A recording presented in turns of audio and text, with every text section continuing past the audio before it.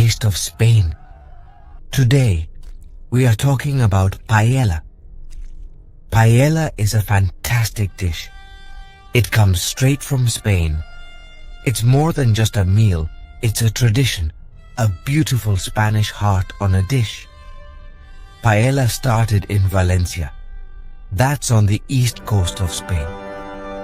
It was food for farmers. They cooked it outdoors, over an open wood fire. They used simple ingredients, like rabbit, snails and beans. Rice was the star, of course. It was hearty. It was filling. It gave them energy for their hard work. This humble dish became a legend.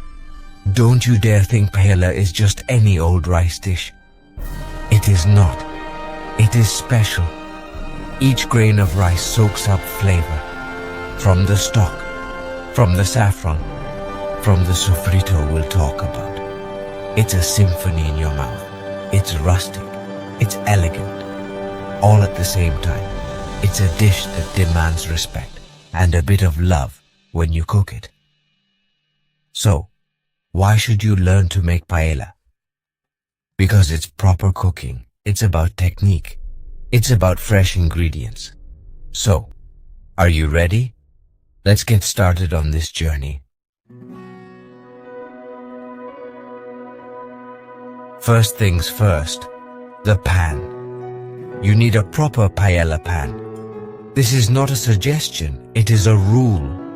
The pan is wide. It is shallow. It is usually quite large. This shape is so important. It helps the rice cook evenly, in a thin layer. That's what you want. So, the liquid evaporates nicely. And you can get that crispy bottom, the socarrat. We'll get to that later. No deep pots, okay? A paella pan is essential. Traditionally, they are carbon steel, or sometimes polished steel. These materials are great. They heat up quickly. They spread the heat well. This means no hot spots. Your rice cooks perfectly everywhere. Some modern ones are enameled. They are easier to clean. But a traditional carbon steel pan, well seasoned, is a beauty. It tells a story with every use. It builds character. Now let's talk heat. How are you cooking this? Ideally, paella is cooked outdoors, over a gas burner designed for paella pans, or even better, a wood fire. That gives it a lovely smoky flavor. Right, ingredients. This is where the magic begins. Let's start with the rice. You must use the right rice. The best rice for paella is bomba or calaspara. These are Spanish short grain rices. They are amazing. They absorb lots of liquid, about 3 times their volume, and they hold their shape. They don't get sticky or mushy. They stay firm, each grain separate. This is crucial for good paella. No risotto rice, please. Next up, saffron. Saffron, the king of spices. It gives paella its beautiful golden color and its unique, delicate flavor. It is expensive, yes, but a little goes a long way. You need good quality saffron threads. Toast the threads lightly, then crush them, or infuse them in a little warm water. This releases their color and aroma. Absolutely stunning. Now, smoked paprika, pimenton, as they say in Spain. This is another key flavor. It adds a lovely smoky depth and a rich red color. You can get sweet smoked paprika, dulce, or hot smoked paprika, picante, or bittersweet, agridulce. I like to use sweet, sometimes with a tiny pinch of hot. It depends on your taste. But make sure it's smoked paprika. Not just any paprika, the smokiness is what you want. Paella is versatile. That's one of its beauties. You can choose your protein, or go completely vegetarian. The most traditional Valencia paella has chicken and rabbit, sometimes snails and green beans, and lima beans or butter beans. This is the classic combination. It's hearty, it's rustic, it's absolutely delicious. The meats are usually bone-in for more flavor. Brown them well, that's important, for a deep, rich taste. Then there's seafood paella. Paella de marisco. This is very popular, especially by the coast. Think prawns, mussels, clams, squid, maybe some firm white fish, like monkfish. It's a taste of the ocean, so fresh, so vibrant. The key here is not to overcook the seafood. Add it at the right time, so it's perfectly tender and juicy. Nobody wants rubbery squid or dry prawns. Get it right. It's a showstopper. You can also make a mixed paella mixta. This often combines meat and seafood. Chicken and prawns are a common pairing. Some purists in Spain frown upon this. They say it's not traditional. But hey, food evolves. If it tastes good, why not? Just make sure the flavors work together and cook everything properly.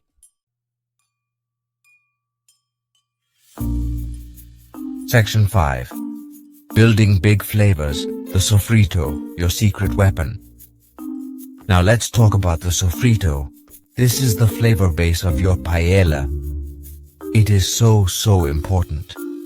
Do not rush this step. A good sofrito takes time. It's where all the magic starts to happen. What is it? It's a slow-cooked mixture. Usually onions, garlic, peppers and tomatoes, all finely chopped, and cooked gently in olive oil until they are soft, sweet, and concentrated. This is your foundation. First, heat your olive oil in the paella pan, a generous amount. Then, add your chopped onions.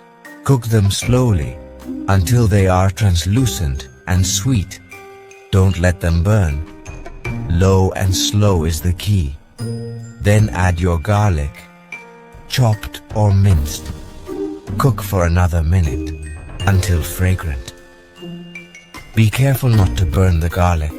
Burnt garlic is bitter and horrible. We don't want that in our beautiful paella. Next, add your peppers. Red peppers are common. Green peppers too, chopped nicely. Cook them with the onions and garlic until they soften. This builds another layer of flavor. Section 6. Cooking the rice. The golden rule. No stirring, got it? Right, your sofrito is looking gorgeous. Deep, rich, fragrant. Now it's time for the star, the rice.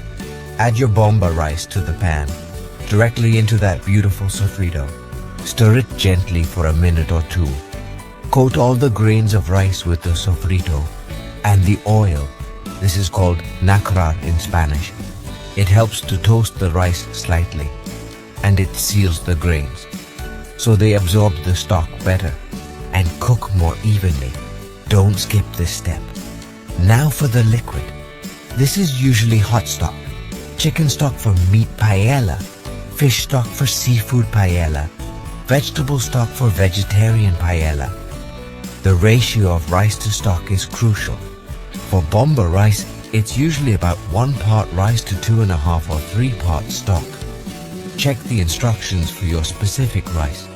Add your saffron to the hot stock so it infuses properly. Pour the hot stock into the pan, all at once. This is important. Once the stock is in, give it one last gentle stir, just to distribute the rice evenly in the pan. And then, listen carefully. This is the golden rule of paella. Do not stir the rice again. I repeat, do not stir. Section 7. Adding your stars. Timing is everything for perfection. Okay, the rice is simmering away. Now, what about your main ingredients? Your proteins, your vegetables. When do they go in? Timing is everything here. You want everything cooked perfectly. Not overcooked, not undercooked. So listen up. If you are using chicken or rabbit, you usually brown these first, even before the sofrito. Then you might remove them and add them back later, or cook them with the sofrito. For seafood paella, it's a bit different. Some seafood cooks very quickly. Prawns, for example, mussels and clams. You don't want to add these too early, or they will become tough and rubbery. Often you add prawns towards the end of the cooking time. Maybe the last 5 to 7 minutes. Just nestle them into the rice. Mussels and clams can be added then too. They will steam open as the rice finishes cooking. Discard any that don't open. What about vegetables, green beans, peas, artichoke hearts? Artichoke. Section 8. The sokarat chasing that beautiful crispy bottom. Right. Let's talk about the holy grail of paella, the sokarat. What is sokarat? It's that beautiful crispy toasted layer of rice at the bottom of the pan. It's not burnt. It's perfectly caramelized and slightly chewy and incredibly delicious. For many paella lovers, including me, this is the best part. It's a sign of a well-made paella, a true mark of skill. So how do you get it? First, you need the right pan. That wide, shallow paella pan we talked about. It helps. And even heat. That's also crucial. Once most of the liquid has been absorbed by the rice, listen. Listen carefully. You might start to hear a gentle crackling sound, like soft popping. This is the sound of the sokarat forming. The rice at the bottom is toasting. In the remaining oil and fats. This is good news. Very good news. To encourage the sokarat, you can increase the heat slightly.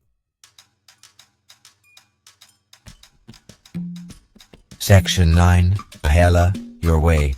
Variations in serving like a pro. So, we've covered the basics.